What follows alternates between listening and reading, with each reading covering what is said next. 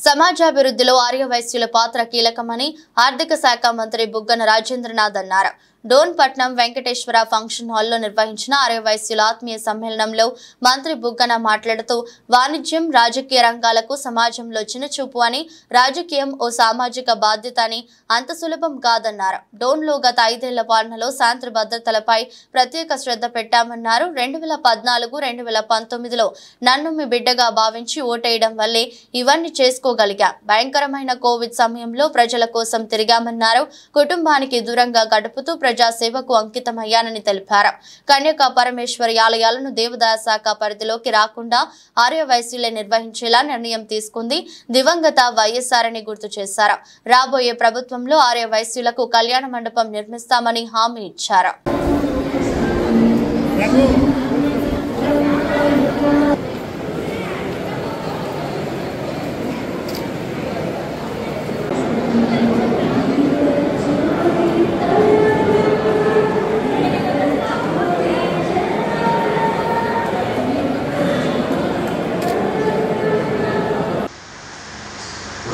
స్థానిక సంస్థలు reservation పట్టిపోతాయి. Reservation పట్టిపోయిన స్థానిక సంస్థలు మనమేం చేయగలుగుతాం? స్థానిక సంస్థలకి ఒకవేళ మనకి ఇష్టం ప్రకారంగా రిజర్వేషన్ చేసుకునే దానికి అనుకూలత ఉంటే ప్రతి ఒక్కరు ఓసీ కావాలని చెప్పి చేసుకోవాలి. వీరెళ్తుంది. ఆ తర్వాత వైస్ చైర్మన్ చేసింది. వైస్ చైర్మన్ చేసిన తర్వాత నాకు పలకలేక ఏం పలకలే నిన్ను అయ్యా అయ్యా అయ్యా అని మన దగ్గర ఇచ్చినంత రెస్పెక్ట్ నాకు చాలా తక్కువ రెస్పెక్ట్. ఆయనకి ఎన్నో నేనంటే ఆయన వ్యక్తిగత విషయాలు నేను చెప్పకూడదు, కానీ ఎన్నో ఆయన వ్యక్తిగత విషయాలు నేను సహాయం చేస్తాను. ఎన్నో ఒకటి కాదు, ఎన్నో. పోనీ నువ్వు ఈరోజు ఆపదకు పోయినావు, నీ ఇష్టం ప్రకారంగా పో, నీ ఇష్టం, వ్యక్తిగతంగా నీ ఇష్టం. పోయేటప్పుడు నువ్వు విమర్శ, అది కూడా అబద్ధాలతో కూడిన విమర్శ చేయడం చాలా తప్పని చెప్పి నేను భావిస్తాను. ఈరోజు ఆయన రెస్పెక్ట్ తగ్గిందంట. ఎందుకు తగ్గింది? నేను బాగుపడలేను. ఎందుకు బాగుపడలేను? అందరికీ తెలుసు. రైల్వే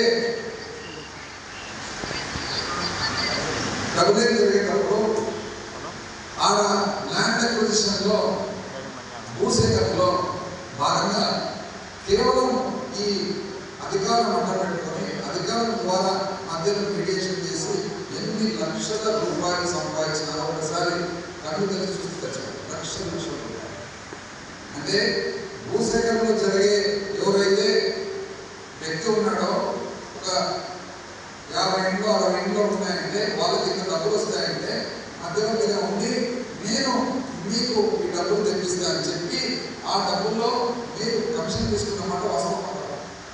ఎంత వచ్చిందా? ఈ విధంగా చెప్పుకోవడం ఎన్నో ఉంటాయి. నాకు ఏదో అన్యాయం జరిగింది అంటాడు. ఈరోజు కేవీఎస్ హాస్పిటల్ మీదే కదా.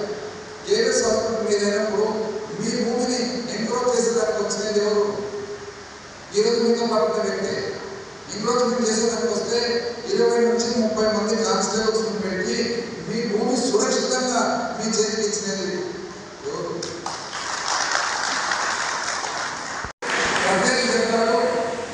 ఏం చేస్తారు అంటే నేను మాజీ రైతు మినిస్టర్ ఉన్నా కదా, అందుకని అనుభవం వాడి సహాయం చేస్తాను. మినిస్టర్ ఉన్నప్పుడే చేయలేదు. మాజీ మినిస్టర్ అనుభవం ఎట్లా వాడితే పనికి వస్తుంది నాకైతే అర్థం కాలేదు.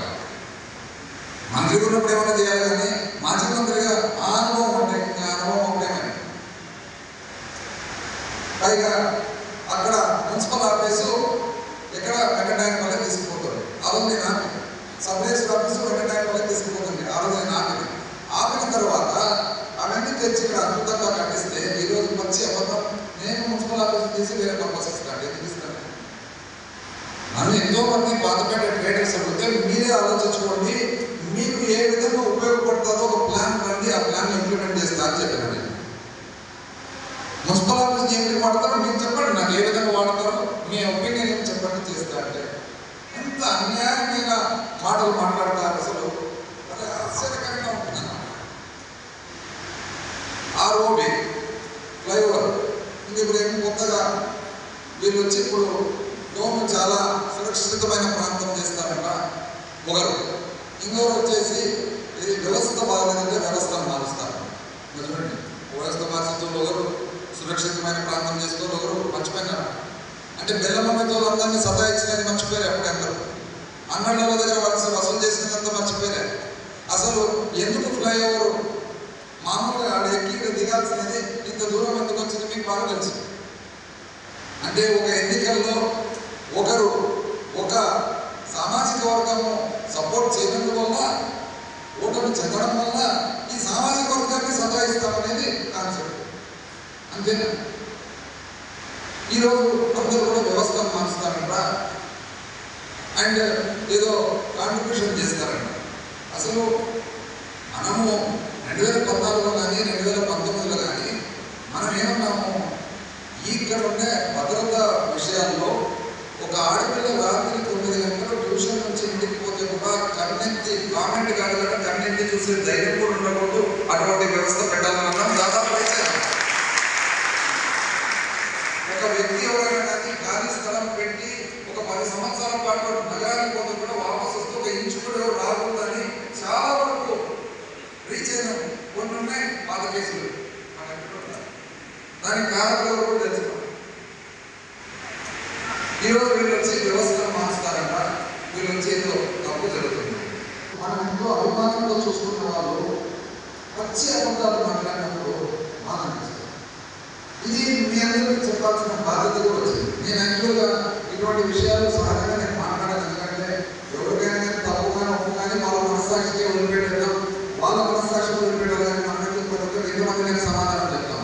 అయితే నిన్న మీటింగ్లో మనందరికీ తెలిసిన వ్యక్తి మాజీ మున్సిపల్ వైస్ చైర్మన్ ఆయన ఏమంటారంటే, నేనేదో నా మీద వ్యక్తిగత విమర్శ అయితే ఆయన విమర్శ చేసిన తర్వాత సమాధానం చెప్పాల్సిన బాధ్యత కూడా నాకు ఉంది. కాబట్టి ఈరోజు ఆ ప్రస్తావన తీసుకురావాల్సిన ఖచ్చితమైన పరిస్థితి ఏర్పడింది. నేను బర్త్డేకు ఆయన బర్త్డే అసలు ఆయన బర్త్డే నా బర్త్డేని నాకు గుర్తుండదు. నా బర్త్డేని నాకు గుర్తుండదు. ఎప్పుడైనా ఇంట్లో జోకులు ఫోన్ చేస్తాము కానీ బర్త్డేలు పెట్టుకుని బర్త్డేలు గుర్తు పెట్టుకునేంత నాకు తెలిసి నా వ్యక్తిత్వం ఎప్పుడు నాకు ఇంపార్టెంట్. ఆయన బర్త్డేకు నేను ఉన్నానంటే ఎవరు విష్ చేస్తున్నాను, నేను ఎక్కడున్నానో నాకు తెలియదు. 3-4 రోజులు మా ఇంటికి నేను మాట్లాడుతుంటే ఆయన బర్త్డే పోయి నాకేం వస్తుంది, అది అవమానం. ఇంకో రోజు ఏమంటారంటే వాళ్ళ తాత విగ్రహాల ఆవిష్కరణ నేను ఒప్పుకోలేదు.